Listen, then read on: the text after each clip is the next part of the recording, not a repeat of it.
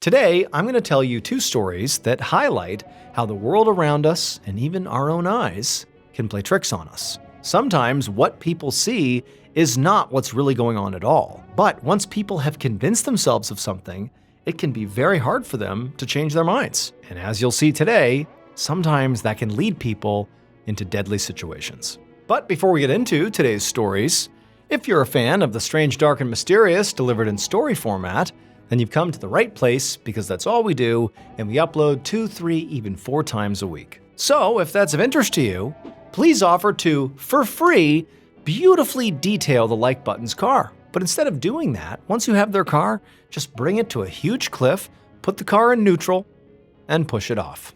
Also, please subscribe to our channel and turn on all notifications so you don't miss any of our uploads. Okay, let's get into today's stories.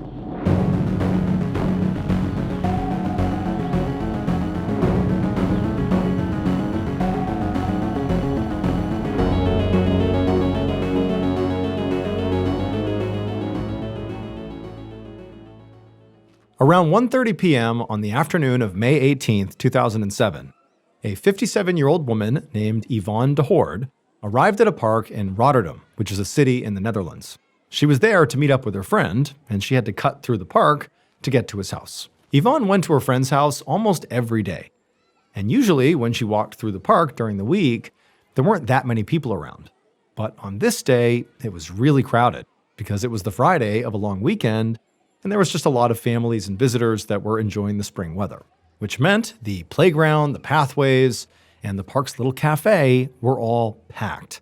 But Yvonne didn't pay that much attention to the crowds because she was busy thinking about her friend. They'd known each other for years, and they had what she considered to be a very special connection that Yvonne didn't think she had with anybody else. Now, Yvonne knew that a lot of people might say her and her friend's relationship was sort of more strange than special.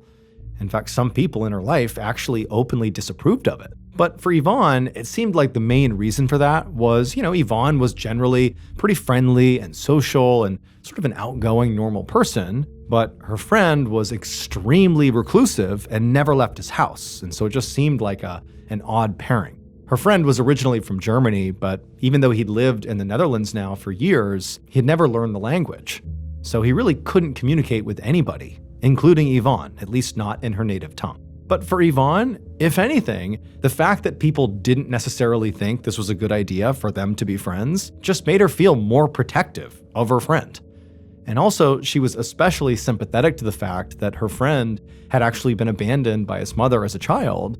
And so in a way, she sort of felt like she was stepping in as sort of a maternal figure in her friend's life. And so Yvonne, she rounded a corner on the park's path, and up ahead, there was her friend's house. And she could actually see her friend through one of the windows.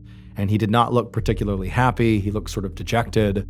And so as she approached, she made a big scene to be very smiley and happy, and she's waving to her friend. And sure enough, her friend at some point turned and looked out the window and saw Yvonne approaching, and he broke into a big smile and he waved back. It's like even though they didn't speak the same language, there clearly was a connection there. And Yvonne was just filled with happiness, so glad that she was here to see him. And so Yvonne, she made her way over to her friend, and that day really was spent the same way they spent all their other days together, which, again, they don't speak the same language, so it was just sort of a lot of, body language and gestures and sort of just sitting together and just sort of enjoying each other's company. There wasn't really any direct communication happening, but this was a unique relationship, and for Yvonne, whatever it was enough for her. And she felt like for her friend, it was reciprocated. He appreciated their time together, and that was enough. But even though Yvonne in particular really looked forward to these visits and was having a really nice time on this particular day, she couldn't stay forever. She had a family and other things she needed to get done. So at around 2:30 p.m., after having spent about an hour with her friend, she said goodbye to him, and then she turned and left, knowing that the two of them would see each other again soon. And so Yvonne, after turning and leaving her friend's house, she only got a few steps down the path she came in on when two things happened at once. The first thing was she noticed there was a group of kids in the park who were throwing rocks, and she knew instinctively, the kids should not be throwing rocks. So that sort of registered. She wasn't doing anything about it, but she was just aware that there are children throwing rocks nearby. And then the second thing she noticed is she heard splashing coming from behind her. She didn't think it was coming from the kids throwing rocks. She's thinking it didn't rain anytime recently, so there's no reason that there'd be splashing sounds around her. There's no puddles or anything. The only splashing that made sense was it was coming from this stream that was sort of off limits in the park. Nobody had access to it. There was no reason to get down there to that stream, but it sounded very much like that was the splashing that she was hearing. And so Yvonne, she's just consciously aware of these things happening. This was not something that was alarming. She's just aware. And so she found herself turning around to see in particular what that splashing sound was. And as she turned around, something huge smashed into her, pinned her to the ground. All she could hear was screaming throughout the park. And the last thought she had before she blacked out was, "Oh my God, I'm about to die."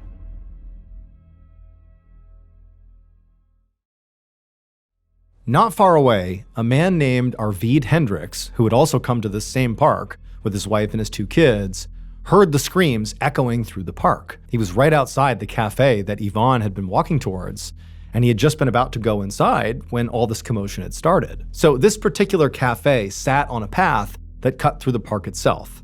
It was a small place, almost like a glorified snack bar, and it had a big pavilion right in front of it with outdoor seating that looked out over the park. And from Arvid's perspective, as he was standing on that pavilion near the cafe entrance, he could hear these people screaming and actually started to see them running in his direction. But Arvid had no idea what they were screaming about or what they were running from. It just seemed like all of a sudden everybody's panicking and coming this way. And so instinctively, Arvid's thinking, okay, there's something threatening going on, and he needs to make sure his family is safe before he even knows what the threat is. So he grabbed his kids and his wife, and he ran into the restaurant along with everybody else. And remember, this restaurant, this cafe, was not huge. Inside, it sort of felt like a dining hall with large communal tables.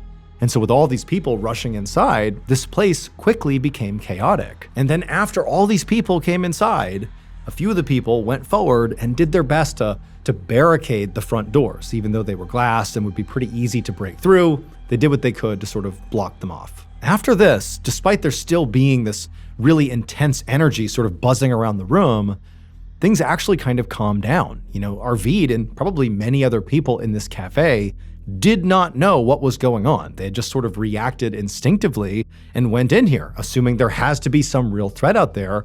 Let's take shelter. And so there's this weird lull period where everyone's kind of looking around, Arvid included, trying to figure out, is there really a big threat out there, or are we overreacting here?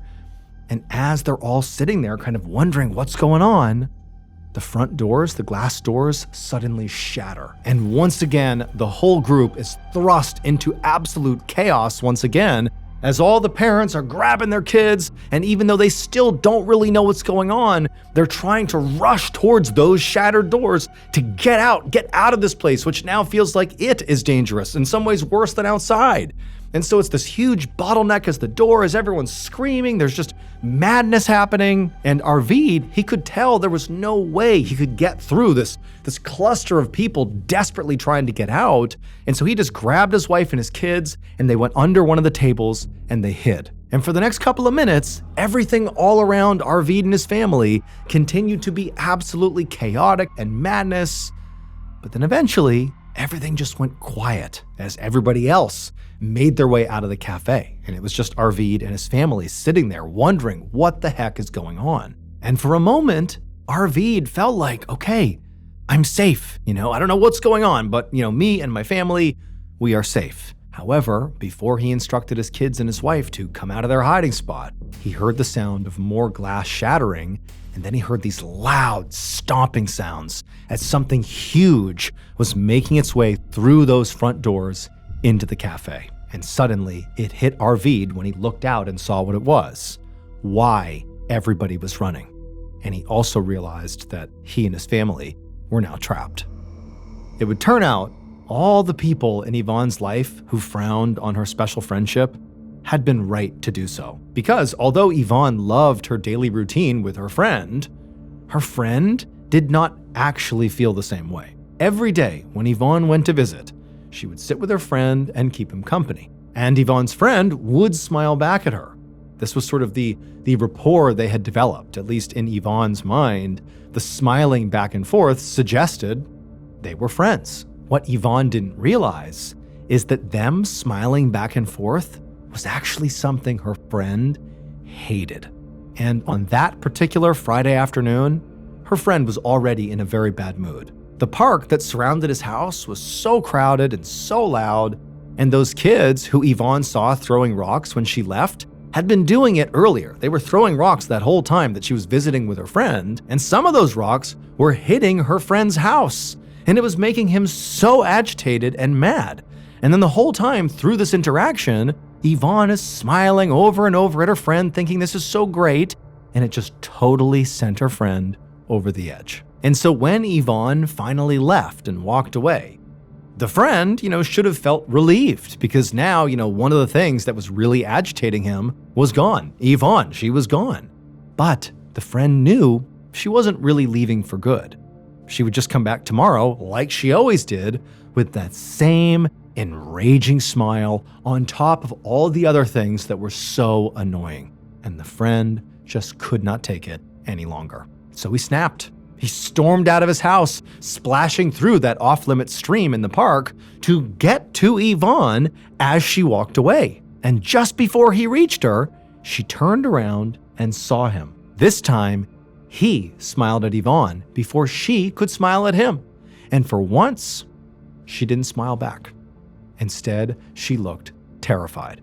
And this was because Yvonne's friend was a 400-pound silverback gorilla named Boquito, and the park he lived in was a zoo. To silverback gorillas, smiling is not a sign of friendship. It's a sign of aggression and hostility. So it's very likely that from Boquito's point of view, almost every day for years, Yvonne had been coming to his enclosure, in essence, to threaten him. At least that's very likely how he interpreted it. And he had been basically threatening her back whenever he smiled by showing his teeth. And he thought maybe that would get her to go away, but it never worked. She always came back and just continued to threaten him. And so eventually, like the story goes, it became too much. Luckily though, Boquito didn't harm really anybody except for Yvonne. He bit her over 100 times and broke multiple bones, but Yvonne did survive. But no other guests were harmed, including Arvid and his family. They were trapped in that cafe with Boquito, who after attacking Yvonne had charged in there and was walking around, but Boquito never attacked. And so at a certain point, Arvid and his family were able to run to safety. After she recovered, Yvonne would tell the media that Boquito was still her darling. That's what she called him. And in fact, she would go back to the zoo to see Boquito after that. But this time, she didn't smile.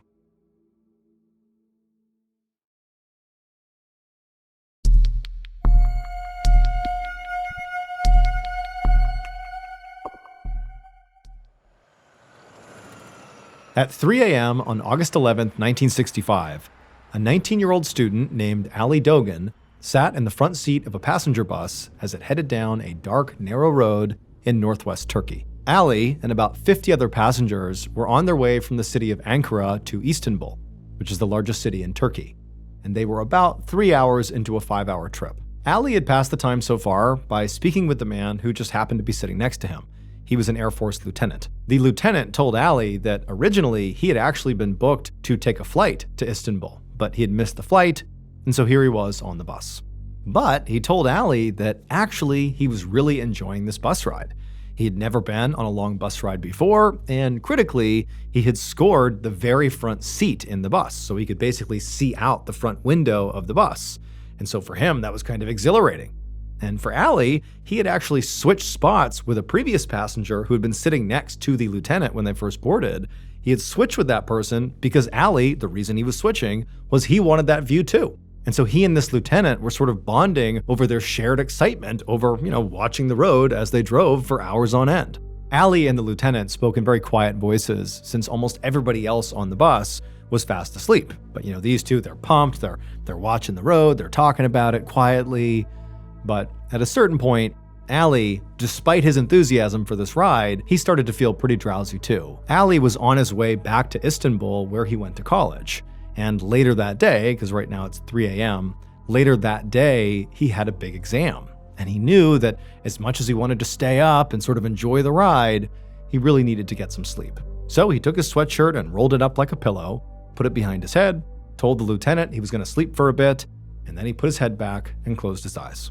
However, about 15 minutes later, when Allie was just really beginning to actually fall asleep, the bus was suddenly filled with screams, and Allie, he opened his eyes and he was looking out forward in the direction the bus was going, and he saw these bright headlights bearing down on the bus, and he knew they were about to collide with somebody on the road, and then the bus hard swerved to the right, and Allie's trying to hold on to the partition to keep himself seated, and he's getting ready to smash into this other vehicle, but right at the last second, the bus turns and slams off the road and comes crashing down in this ditch right off the side of the road. And then the bus kind of lurched to a stop because the bus driver was able to stop the crash.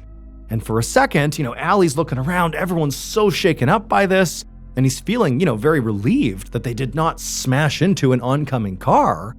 But despite feeling that relief, Allie quickly realized they had another problem.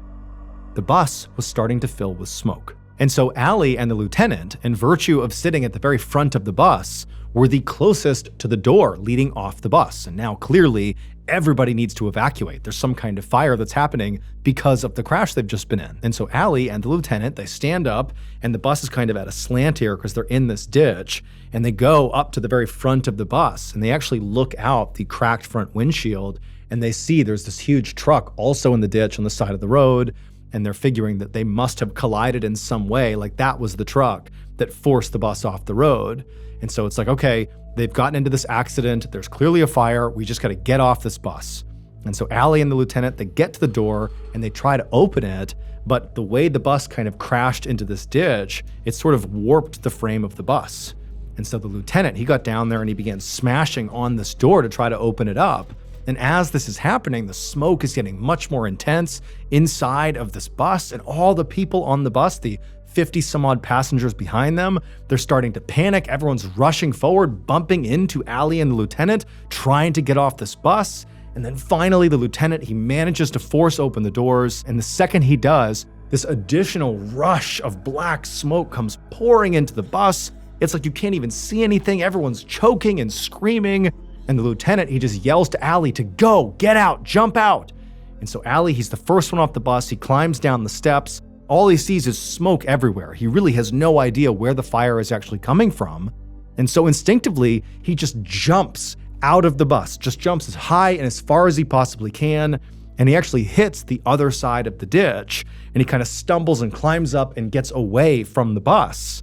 And as soon as he did, he turned around and he's looking at the bus, and it's nighttime, but even still in the darkness, he just sees the bus is completely engulfed in all this smoke. He can't quite tell where the fire is. He's thinking, the engine must have caught fire and it's spreading across the undercarriage of the bus, but it's getting so bad. And he's hearing all the people on board desperately trying to get off out that door the lieutenant had forced open. But there's some kind of bottleneck. They're not getting out. It's like they're stampeding towards the front of the bus. People are screaming, it's chaos. And then Allie hears some of the windows being pushed open. People start jumping out the windows. I mean, they are desperate to get off this bus. And at first, what Allie hears are screams of what sounds like desperate and scared people just trying to evacuate. But quickly, those screams, when the folks started coming out of the bus, turned to pure agony. But as Allie is listening to this and watching this disaster unfold, he's thinking, okay, well, the reason they're screaming is because it's possible they could be catching on fire here, or maybe, they're jumping off and breaking bones or getting hurt from leaping out the window, and that's all terrible. But people are getting out of this bus, and before long, they're going to come up and over that side of the ditch, and they're going to join me. Like, these people, they're coming out of the bus. I'm seeing it happen. But all that happened is the screams of agony got louder and louder, and nobody came over that ditch. It was Allie all alone, and he had no idea why. All he sees is smoke, and all he hears is screams. And then at some point, authorities show up, and they clearly are right into the fray, trying to extinguish whatever fire is going on and trying to get people out and away from the bus. But despite this huge effort that Allie's watching happen right in front of him, granted it's obscured by the smoke, still nobody, including the lieutenant, came over the ditch to come be with Allie. He was all alone. But eventually, Allie noticed a few of the authorities that had shown up to assist in this emergency were walking away from the smoke in the bus, carrying what appeared to be bodies. But as Allie stared at these people carrying these bodies, he realized they weren't whole bodies. They were body parts. It would turn out most of Allie's and the rest of the passengers' assumptions about exactly what happened in that crash were correct. The bus they were riding in did swerve after seeing the headlights of an oncoming vehicle, and it did hit that big truck they saw on the side of the road when Allie and the lieutenant first got to the front of the bus and looked out. That was the truck they hit. Now, it was not a head-on collision. It was sort of a glancing blow as the bus swerved to avoid a head-on collision, but that crash sent the bus off the road into the ditch, and it was that crash into the ditch that ultimately prompted all that smoke. But they were all wrong about what was causing that smoke. There was no fire. The truck that the bus narrowly avoided the head-on collision with, but did ultimately strike, causing both the bus to crash and the truck to crash, that truck was a shipping truck, and it was transporting a huge amount of freight to Istanbul. And the collision burst the truck's shipping containers, and so the contents of those containers, the freight itself, poured out into that ditch. And that ditch that basically the bus had landed inside of, that Allie had sort of jumped over on his way to get out of the bus, and that others were sort of falling into when they were coming out of the bus to avoid this, fire, or so they thought. It already had some water in it when that freight entered into the ditch. So the freight and the water combined. And that combination caused a chemical reaction, and that chemical reaction caused the smoke. Because that freight was nitric acid, a highly corrosive, highly toxic liquid chemical that now, despite being diluted by the water in the ditch, had basically filled the ditch. The ditch is now effectively an acid bath that's smoking, giving the impression the bus is on fire. And so all these folks are leaping out of the bus and landing in the ditch, which again is an acid bath, and they're being dissolved by the acid. Allie, when he left the bus first, he leapt out of the bus. He thought there was the fire right there, and he jumped up and out trying to clear the fire. And what he really did is he cleared the acid bath and landed on the other side, avoiding dissolving in the acid. But virtually everybody else in the bus was going right into the acid. And so in the end, of the nearly 50 people on board that bus, 26 literally dissolved to death. Thank you so much for watching today's episode. Let me know what you thought of it in the comments below. And remember, we have a whole playlist of Places You Can't Go episodes ready for you to binge right now. So go ahead and click here and give them a watch. All right, until next time, see ya.